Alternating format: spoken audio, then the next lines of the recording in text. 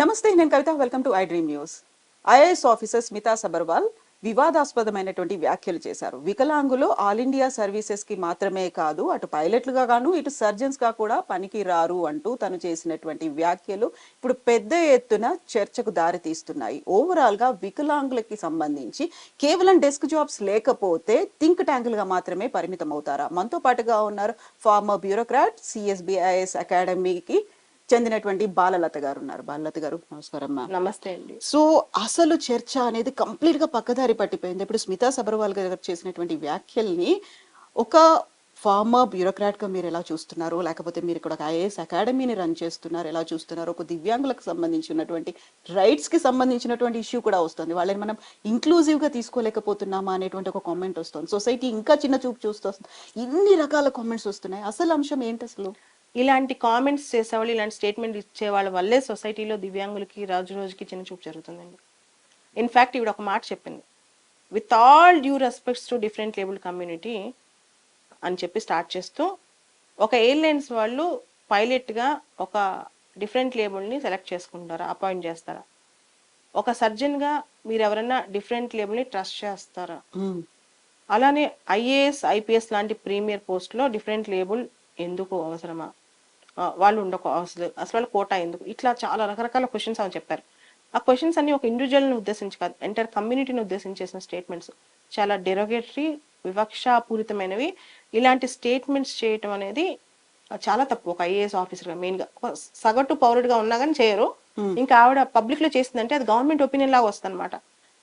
Civil సర్వీసెస్లో కొన్ని rules ఉంటాయి, కోడ్ ఆఫ్ కండక్ట్ అని చెప్పి. దానిలో వీళ్ళు స్టేట్మెంట్స్ ఇలా బయట ఇంత డెరోగేటరీ స్టేట్మెంట్స్ ఇవ్వకూడదు. మరి ఆవిడ ఇంత బ్లాంకెట్ స్టేట్మెంట్స్, అంటే తను ఏం చేసినా ఎవరు క్వశ్చన్ చేయరు అనుకుంటున్నారో, లేదా ప్రశ్నించే గళం డిఫరెంట్ లేబుల్కి లేదనుకుంటున్నారో నాకు తెలీదు. ఇవిడికి చాలా తెలియకపోవచ్చు. చాలామంది డిఫరెంట్ లేబుల్ పుట్టినప్పటి నుంచి చాలా వివక్ష గురై, సామాజికంగా ఆర్థికంగా వీళ్ళు వెనకబడి, దాంతోపాటు కుటుంబాలు, సొసైటీ వీళ్ళని చిన్నచూపు చూసి చూసి చూసి ఒక రకమైన కసితో పెరుగుతారు. అటువంటి కసిలోంచి పుట్టిందే వీళ్ళకి ఆలోచన, మేము కూడా అందరితో సమానంగా ప్రూవ్ చేసుకోవాలి అని. ఆ సమానంగా ప్రూవ్ చేసుకోవాలి అనే అంశం వాళ్ళకి వచ్చినప్పుడు వాళ్ళు మంచి ఎగ్జామ్, సివిల్ సర్వీసెస్ లాంటివి రాసి మేము ప్రూవ్ చేసుకోవాలి, మేము ఏంటో దానిలో మేము ఎబిలిటీస్ ప్రూవ్ చేసుకోవాలనుకుంటారు. ఈవిడ ఒక సమాజం మొత్తాన్ని ఖండించేస్తుంది అనమాట. మీకు ఆ ఎబిలిటీ లేదు, మీకు ఆ శక్తి లేదు, ఫిజికల్ ఫిట్నెస్ లేదని. చాలా ఐఏఎస్ జాబుల్లో ఫిజికల్ ఫిట్నెస్ అవసరం లేదు. ఈవెన్ లాస్ట్ ఇయర్ సుప్రీంకోర్టు ఒక జడ్జిమెంట్ ఇచ్చింది, ఐపీఎస్ జాబులు కూడా అప్లై చేయొచ్చు ఎవరైనా, ఈవెన్ ఫిజికలీ ఛాలెంజ్డ్ వాళ్ళు కూడా అని చెప్పి. సుప్రీంకోర్టు తీసుకోవాల్సిన నిర్ణయం ఏదైతే రైట్ రాంగో డెసిషన్ తీసుకోవాల్సింది సుప్రీంకోర్టు, అండ్ పబ్లిక్ పాలసీ చేయాల్సింది గవర్నమెంట్. మధ్యలో తన తెలంగాణలో ఒక ఐఏఎస్ ఆఫీసర్, తన పని ఏంటి? తన పర్సనల్ లైఫ్ లో తన ఇష్టం వచ్చినట్టు మాట్లాడుకోవచ్చు, పబ్లిక్ లైఫ్ లోకి వచ్చి మాట్లాడటం ఒకటి. రెండో అంశం నా క్వశ్చన్ ఏంటంటే, ఆవిడకి ఏమి సైంటిఫిక్ టెక్నికల్ ఎవిడెన్స్ ఉందని మా మీద అలాంటి డేటా చెప్పింది? ఆవిడ ఈ వర్క్ లో ఏమైనా రీసెర్చ్ చేసిందా? ఆవిడ ఏమైనా స్కాలర్లీ ఒపీనియన్ ఇస్తున్నారా?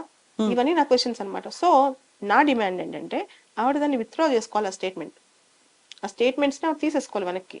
అలానే డిఫరెంట్ లేబుల్డ్ కమ్యూనిటీకి ఏదైతే వాళ్ళకి ఆత్మాభిమానం దెబ్బతిందో దానికి ఆమె సారీ చెప్పాలి. ఇది మా డిమాండ్. సో ఇక్కడ ప్రధానంగా మీరు ఒక మాట చెప్పారు, ఐపీఎస్ లో కూడా ఎవరైనా అప్లై చేసుకోవచ్చు అంటే.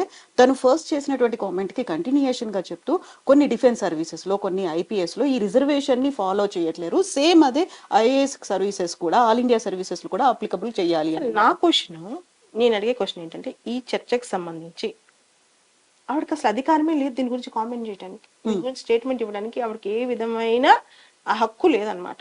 అంటే ప్రభుత్వంలో ఉండి మాట్లాడకూడదు. ఇప్పుడు ఆవిడ యాక్టివిస్ట్ కాదు.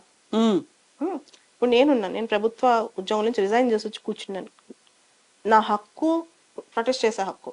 ఆవిడ ప్రభుత్వంలో ఉండి ఏం మాట్లాడాలి, ఏం మాట్లాడకూడదు. ఎగ్జాక్ట్లీ. సో ఇప్పుడు అసలు చర్చ అనేది బోల్డ్ అంత పక్కదారి పట్టిపోయినట్టు అనిపిస్తోంది కదా. ఎక్కడో పూజా కేత్కర్ అనే ఆవిడ ఒక ఫేక్ డిజేబుల్ సర్టిఫికేట్ అసలు ఇక్కడ చాలా క్లారిటీ కావాలి. పూజా కేత్కర్ అనే అమ్మాయి అసలు డిజేబుల్ కాదంట. అలానే అమ్మాయి ఓబీసీ సర్టిఫికేట్ కూడా వాళ్ళ నాన్న కొన్ని కోట్లు ఆస్తున్నా ఆమె బ్యాక్వర్డ్ క్లాస్ కింద సర్టిఫికేట్ తెచ్చుకుంది.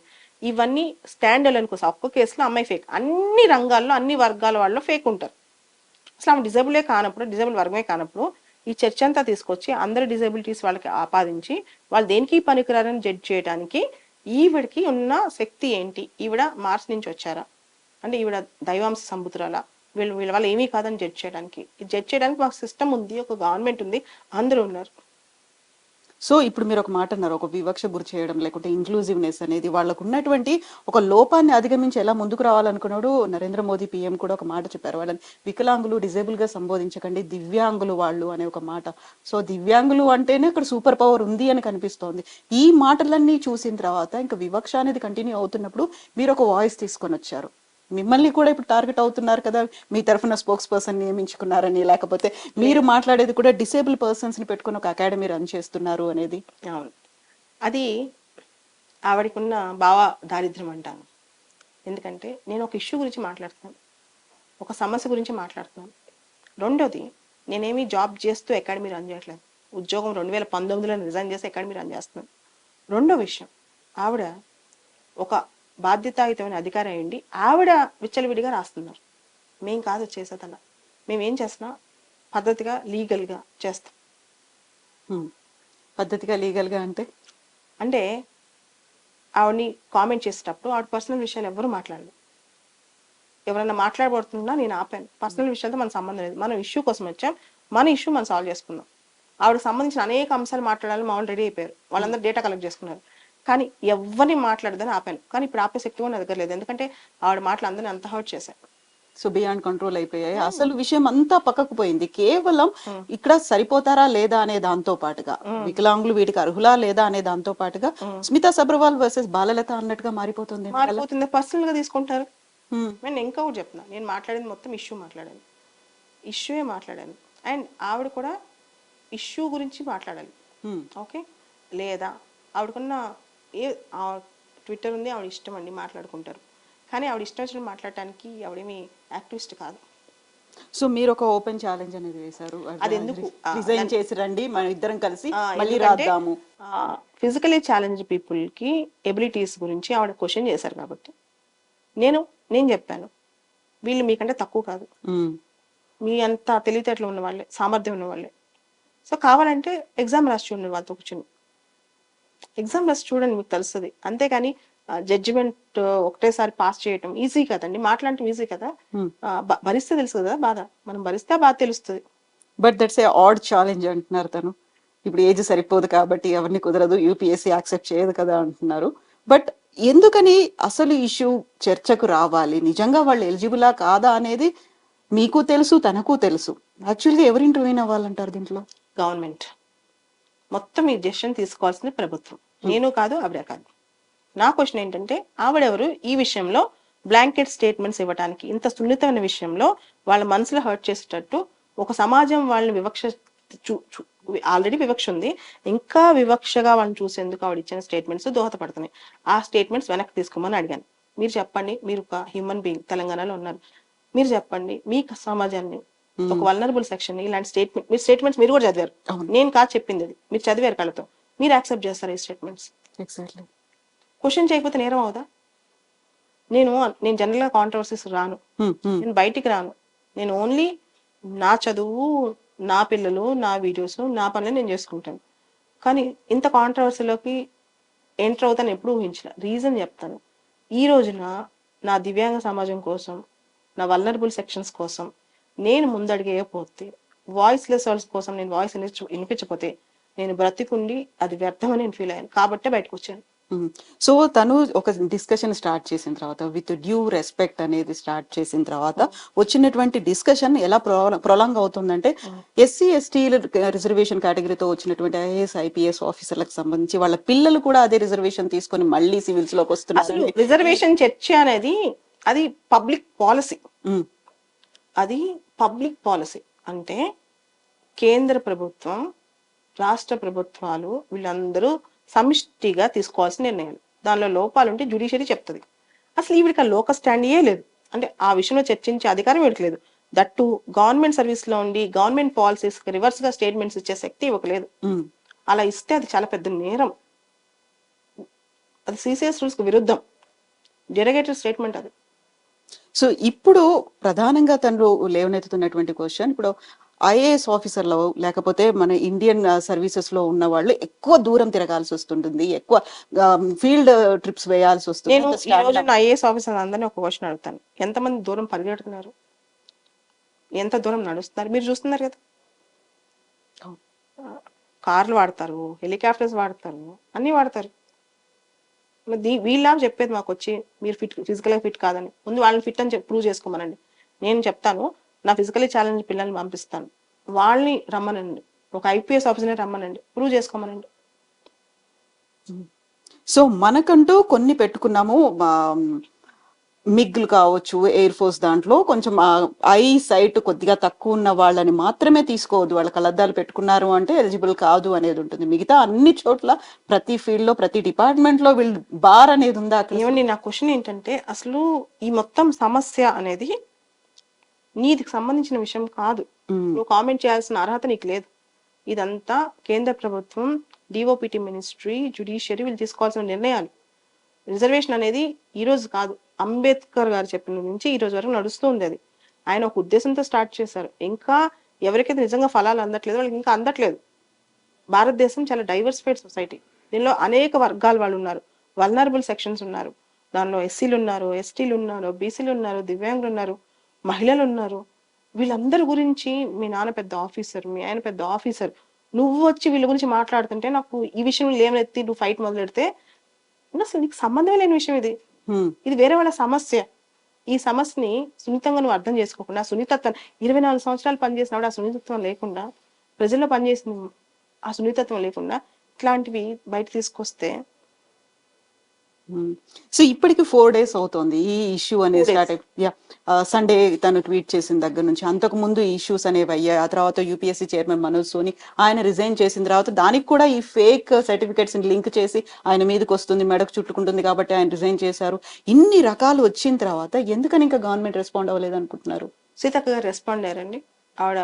కేంద్ర ప్రభుత్వం టైం పడుతుంది, బడ్జెట్ సెషన్ జరుగుతుంది కదా, ఖచ్చితంగా రెస్పాండ్ అవుతుంది. కేంద్ర ప్రభుత్వం ఖచ్చితంగా రెస్పాండ్ అవుతుందని అనుకుంటున్నాను. సో ఇప్పుడు సీతక్క గారు తెలంగాణ గవర్నమెంట్ రెస్పాండ్ అయినప్పటికీ ఫలితం ఉంటుందంటారా మీరు? ఖచ్చితంగా అండి. గవర్నమెంట్ దృష్టికి వెళ్ళింది కాబట్టి నాకు తెలిసి గవర్నమెంట్ కి వల్నరబుల్ సెక్షన్స్ అంటే కాస్త గవర్నమెంట్ కి ఖచ్చితంగా కేర్ ఉంటుందని నేను నమ్ముతాను, కాబట్టి రెస్పాండ్ అవుతారు.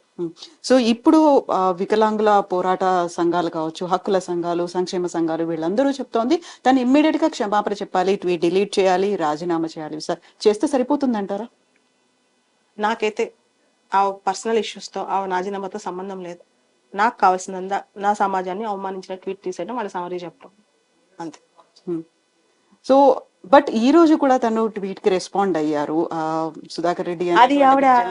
అది ఆవిడ అహంకార ధోరణి చూపిస్తుంది, కానీ ఆవిడ కాజ్ అనేది అంటే ఆవిడ ఒక లైటర్ వెయిన్ లో, అంటే ఆవిడ చాలా లైట్ గా తీసుకుని ఒక సమాజాన్ని నెగ్లిజెంట్ గా తీసుకుని ఓవర్లుక్ చేసి వీళ్ళు ఇంతే కదని చెప్పి ఒక స్టేట్మెంట్ ఇచ్చినప్పుడు దాన్ని వెనక్కి తీసుకోమని ఫస్ట్ 24 గంటల పాటు చాలా మంది ట్వీట్ పెట్టారు తప్పు అని.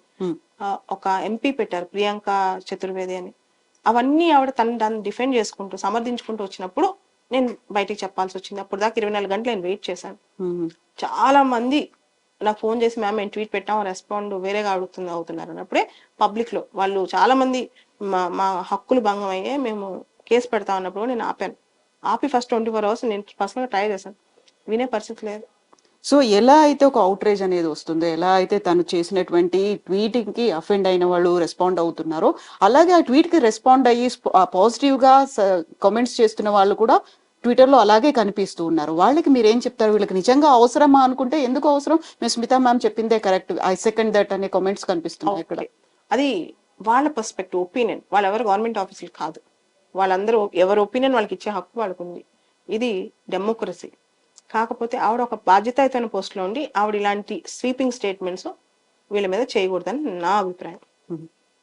Yes ma'am. సో ఈ ఫైట్ అనేది ఇలాగే కంటిన్యూ అవుతుంది. And who has to bell the cat అంటారు కదా, ఎవరు ఫుల్ స్టాప్ పెట్టాల్సిన అవసరం? గవర్నమెంట్, ప్రభుత్వం ఫుల్ స్టాప్ పెట్టాలి దీనికి. ఎవరు కరెక్ట్, ప్రభుత్వం యొక్క ఒపీనియన్ ఏంటి డిఫరెంట్ లెవెల్ వాళ్ళ మీద అనేది, అది ఆవిడ పర్సనల్ ఒపీనియనా, తెలంగాణ ప్రభుత్వం యొక్క ఒపీనియనా నాకు తెలియాలి, మా అందరికీ తెలియాలి. ఇక్కడ బాధ్యత ముఖ్యం కాదు, ఒక సమాజం, ఒక కమ్యూనిటీ దీని వెనకాల బాధపడుతుంది. మీరు దాన్ని అర్థం చేసుకుని ఆ సున్నితత్వాన్ని అర్థం చేసుకోవాలి, ఆవిడైనా సమాజమైనా. ఎస్. సో వికలాంగుల సమాజం నుంచి బోల్డ్ అంత మంది రిప్రజెంటేటివ్ మాట్లాడిన తర్వాత, బాలలత గారు వచ్చి ఒక ప్రెస్ మీట్ పెట్టి మాట్లాడిన తర్వాత బోల్డ్ అంత రెస్పాన్స్ మీ దగ్గర నుంచి కూడా వస్తుంది. What you are getting? మీ దగ్గరకు వచ్చి మాట్లాడుతున్న వాళ్ళ దగ్గర నుంచి రెస్పాన్సెస్ ఎలా ఉన్నాయి అసలు? అసలు చాలా మంది దీని గురించి చాలా బాధపడుతున్నారు. సభ్య సమాజం చాలా అవమానపడుతుంది.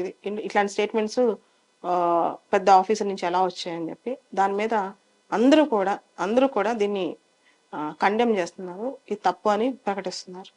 ఒక ప్రాపర్ రెస్పాన్స్, ఒక సొల్యూషన్ అయితే రావాలి, ప్రాపర్ ఆన్సర్ అనేది కూడా రావాలి. నిజంగా అది తన వ్యక్తిగతమైందేనా లేకుంటే ప్రభుత్వం కూడా ఇలాంటి దిశగా ఆలోచిస్తోందా ఏంటి అనేది. అవునండి. Yes ma'am, thank you so much ma'am. Thank you. Thank you.